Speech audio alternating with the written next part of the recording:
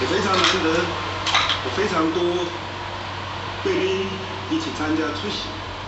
我们前总统陈水扁总统、前总统蔡英文总统、前副总统陈建仁副总统、卓荣泰院长、行政院团队，还有5院的院长代表，以及立法院副院长江启臣副院长，以及77位立法委员一起来参加，还有各县市县市长、议长，还有更重要各位在场的所有热情的国人同胞，以及在线上、在媒体上所有关注中华民国国庆的所有的海内外好朋友。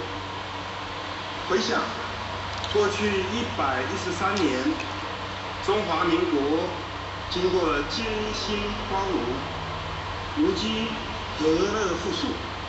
我们的先辈历劫了天灾战乱，如今大多数民众可以安居乐业。一代代先贤前辈带领着我们走过最严峻的历史险阻。在台湾，我们或许有不同的身份认同，但是只要去国离乡，想着念着，都是我们最美丽的家园，美丽的台湾。中华民国的存在从来都不容易，从烽火连天到偏安台湾，都是在内忧外患下走过来的。我们人才济济，突破重重的地缘限制，开发了我们美丽的台湾这个岛的潜力。首当其冲便是10大建设、经济发展计划中的加工出口区、科学园区等等。我们应该感恩这些前辈父祖，因为爱台湾，一路打拼下来。除了他们，我们应该更感恩在台湾这片土地上成千成万善良勤恳的百工百业、士农工商各阶层的同胞。这里有你，有我，有他，也有我们共同的祖祖辈辈，一步一脚印，为国人同胞、为后辈来打拼。各位亲爱的国人同胞，联合国统计全球将近80亿人口，25%在战乱，还有60%在贫穷线以下。想想这些冷冰冰的数字，我们不得不惊恐。台湾36000平方公里的土地，只有占地球上的3%的土地。台湾2300万的人口，只有占全球79亿人口的3%。但是，我们各行各业，大家努力打拼，我们的工业产品可以高达全球3%，这是了不起的成就。我们一无所有，我们没有石油，没有天然气，没有煤炭，我们唯一有的就是人才，唯一愿意做的就是努力打拼。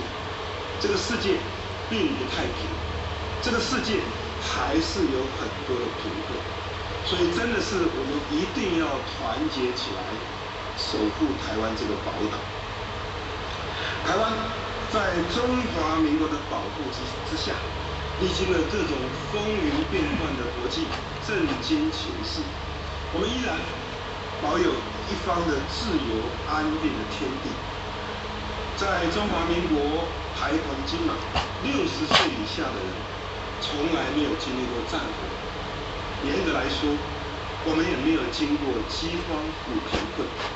年轻的下一代更要能够了解，是中华民国，是这一面青天白日满地红的国旗，保护了台澎金马，再加同胞们的团结努力，维持了我们将近70年来的安定繁荣。我们也知道，在很多场合，我们没有办法高举中华民国的国旗，但是呼吁国人同胞，我们一样要有骨气，要有勇世界知道，让年轻人知道，中华民国是存在的。它可以是台积电，可以是佛光山，可以是慈济，可以是走遍全世界的台商。中华民国也可以是参加奥运的奥运选手。中华民国也可以是在座的各位，也可以是每一个国人同胞。中华民国也可以是人在海外心系中华民国的所有的同胞。另外，在民主自由的道路上，我们不能停下脚步。未来，我们期待能透过国会改革、法案的推动，为2300万的国民同胞打造一个官员在任期期间都必须为自己的所言所行担当所有的政治与法律的责任。公开透明的政府，唯有一个不造假、不隐瞒、不推诿的体制，才有机会在全民的检视之下，实现一个民有、民治、民享的民主政治。各位国人同胞，我们花了将近半世纪以上的努力，才从一个风雨飘摇的美丽台湾小岛，华丽的转身，成为全世界前25大的经济体。为了继续创造奇迹，为了继续维持和平，为了继续追求民主，在这里呼吁整合大家所有的思想，所有不同的意见。我也在这里呼吁，我们把它整合4句话，变成我们追求的价值。这4句话，经过我多年的思考，各方面的了解之后，提供这里，也呼吁大家可以共同来思考，共同来追求。中华民国是我们的国，美丽台湾是我们的家，中华文化是我们的根，自由民主是我们的宝。在这里，我还要再一次感谢所有的侨胞朋友，谢谢。从国父孙中山革命开始，侨胞就是中华民国创建的重要推手。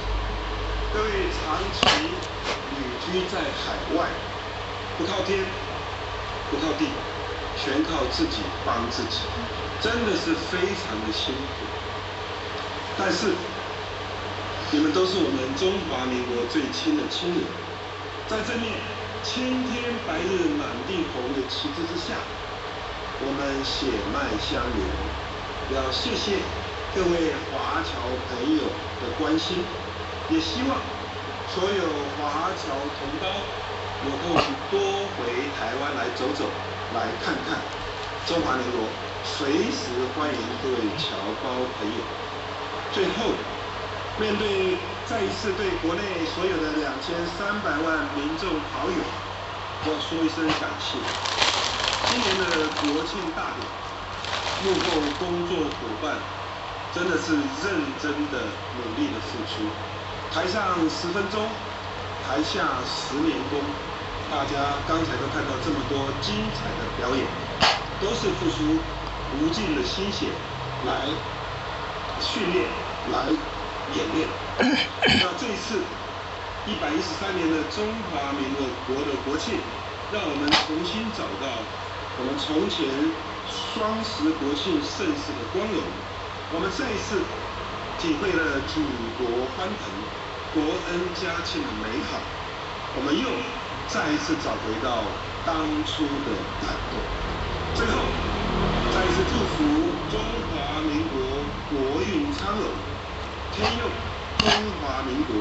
祝所有国人同胞、海内外所有的好朋友身体健康，万事如意。再一次喊出来，中华民国生日快乐！谢谢大家。